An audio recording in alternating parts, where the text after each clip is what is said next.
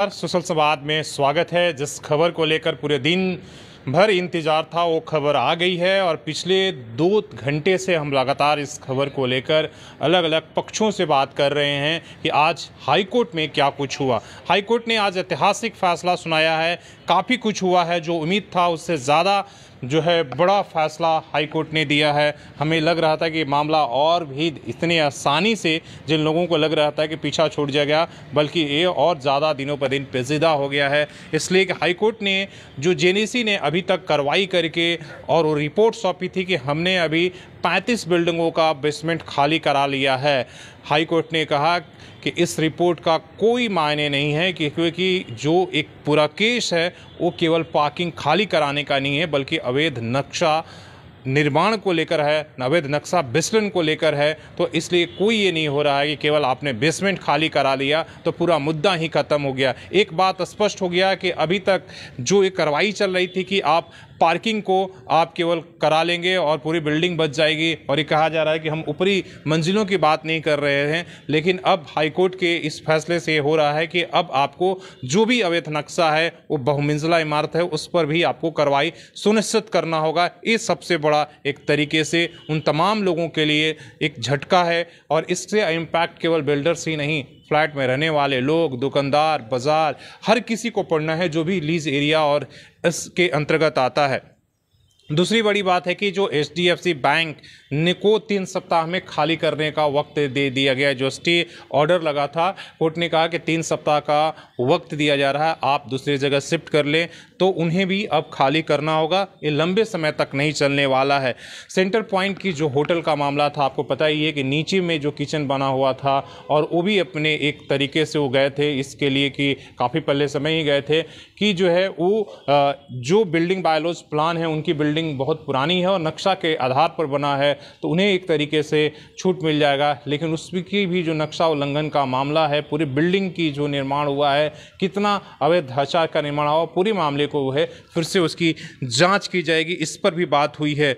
2 जुलाई की बाद सबसे ज़्यादा हैरान करने वाली बात यह है कि 2 जुलाई के बाद हाईकोर्ट के फिर से एक बार टीम आएगी और उस कार्रवाई की जो अभी तक कार्रवाई जेनेसी ने किया है वो उन कार्रवाई को आकर स्थल निरीक्षण करेगी और देखेगी कि क्या कार्रवाई संतोषजनक हुआ है या सिर्फ दिखावा हुआ है। इस बात को लेकर भी हाईकोर्ट ने कहा है कि 2 जुलाई के बाद हो सकता है कि टीम आएगी और टीम आकर स्थल निरीक्षण करेगी। आपको पता है इससे पहले 2 बार टीम आई थी और ये देखने के लिए आई थी कि जमशेदपुर में कितने बड़े पैमाने पर नक्शा विचलन हुआ है, और टीम के रिपोर्ट कोर्ट में दिए गए थे और इसके बाद ये सारे मामले की आगे की प्रोसीडिंग चल रही है। तो ये एक तरीके से झटका है उन तमाम लोगों के लिए। 21 जुलाई का नेक्स्ट डेट है, मतलब 3 सप्ताह के बाद 21 जुलाई के बाद आपको आगे की कार्रवाई करके, मतलब अभी तक केवल पार्किंग जो तोड़ रहे थे, पार्किंग नहीं बल्कि अब बहुमंजिला इमारतें जो सील की गई है उसको भी आपको तोड़ना होगा और इसके बाद आप एफिडेविट जमा करेंगे। और इस सब में सबसे जो है एक अहम कड़ी और जुड़ गया है कि टाटा को भी नोटिस दिया गया है। नोटिस इसलिए दिया गया है कि जब जेनेसी ने कहा कि हमने 28 बिल्डिंगों को अब तक कंप्लीशन सर्टिफिकेट, ऑक्यूपेशन सर्टिफिकेट दिया है, तो जितने इतने बड़े पैमाने पर जो 15,000 या 2,000 तक बिल्डिंग निर्माण हुआ है उसमें बिजली पानी बिना ऑक्यूपेंसी सर्टिफिकेट आपने किस आधार पर दिया है, उनको नोटिस दिया है कि आप एफिडेविट के माध्यम से आपको बताना होगा। आप ये बताएंगे कि आखिर किस आधार पर जो है आपने बिजली पानी दिया है और किसके आदेश पर दिया है, ये आपको बताना होगा। तो टाटा को नोटिस कोर्ट ने दिया है, उन्हें भी 21 जुलाई को जो है आपको एक खबर बताना, ये जो है वहाँ पर एफिडेविट दायर करके बताना होगा कि आपने बिना ऑक्यूपेंसी सर्टिफिकेट पर, किसके कहने पर, किसके आदेश पर आपने इन बिल्डिंगों को, जिन्होंने अवैध निर्माण करके बने हुए, जिन्होंने नक्शा विचलन किया है, उनको आपने बिजली पानी दिया है। तो ये एक तरीके से बड़ी खबर है। बड़ी बात और भी है कि जो अभी तक 2011 से 2024 तक करीब जो बात हो रही कि 1500 से 1700 बिल्डिंगों का निर्माण हुआ है जिसमें नक्शा विचलन के मामला है। तो ये जो इतने बिल्डिंगों का निर्माण हुआ है कि जिस अधिकारियों के कार्यकाल में हुआ उसकी जिम्मेदारी तय करने की बात हो रही है, उस पर भी कोर्ट ने कहा है कि उनकी भी जिम्मेदारी तय की जाएगी। जब सारे मामले जब एक साथ आ जाएंगे, सबका एफिडेविट हो जाएगा, तो उन अधिकारियों पर भी कार्रवाई की बात हो रही है। जिस तरीके से आपको पता है कि याचिकाकर्ता के जो अधिवक्ता हैं वो लगातार कहते रहे हैं कि हम उन लोगों पर भी कार्रवाई की बात करेंगे जो बड़े पैमाने पर अपने रीजन में अपने पोस्टिंग के दौरान नक्शा विचलन कराया है, एक तरीके से पूरा अवैध निर्माण पूरा शहर ही खड़ा कर दिया है, उन लोगों पर भी कार्रवाई की बात कहेंगे। तो उसका भी आज जिक्र हुआ है। ये तमाम जो आपको हम केवल जो मेन पॉइंट है उसको हम बता रहे हैं, लेकिन आज लंबी बहस चली है, बहुत सारी बातें हुई हैं और उसमें कुछ बिल्डिंगों को भी बाय नेम कहा गया है जो अवैध निर्माण किए हैं उनको तोड़ने के लिए, उनके फ्लोर को जो सील किया गया उसको गिराने के लिए बात कहा गया है।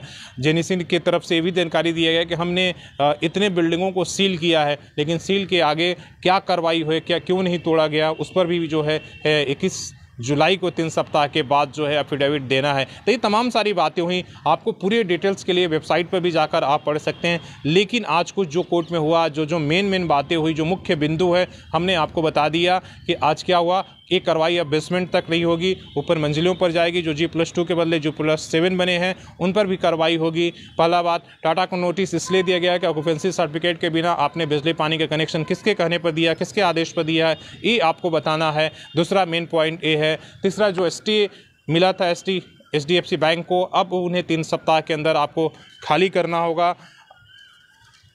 इसके साथ ही आपको 2 जुलाई के बाद यहाँ पर टीम आएगी कि जो अभी तक कार्रवाई हुई थी उसको जांच करेगी और देखेगी कि क्या कार्रवाई संतोषजनक है या नहीं है, वो आपको अपनी रिपोर्ट देगी, ये हो सकता है। और इसके साथ अगले जो है 1500 बिल्डिंग जो निर्माण हुए हैं, जिसके भी रीजन में, जिन अधिकारियों के रीजन में जिन्होंने नक्शा पास किया है और अवैध नक्शा अगर विचलन हो रहा था तो उन्होंने क्या कार्रवाई की और कार्रवाई क्यों नहीं की, इन तमाम पर जवाबदेही तय करने की भी बात हुई है। तो ये सारी बातें हैं और इससे सभी बहुत बड़े लेवल पर लोग इफेक्ट होने वाले हैं, इम्पैक्ट इसका पड़ने वाला है, केवल बिल्डर्स ही नहीं, इसलिए कि बाकी लोग भी जो इसके उपभोक्ता हैं, किसी का दुकान है, किसी का फ्लैट है, कोई कुछ रह रहा है बरसों से, तो तमाम इस शहर के लिए एक बड़ा इम्पैक्ट पड़ने वाला होगा। और इस खबर के बाद जब ये कार्रवाई शुरू होगी, सरकार का क्या होगा, क्या कुछ होगा, ये बहुत जो है ये धीरे धीरे आने वाला एक खबर जो है इम्पैक्ट करने वाला है सभी को। तो आप इस खबर से, सभी अपडेट से आप बने रहिए, इसलिए कि ये जो है एक तरह से खबर आपके जीवन से जुड़ा हुआ, आपकी ज़िंदगी से जुड़ा हुआ, आपके घर से जुड़ा हुआ,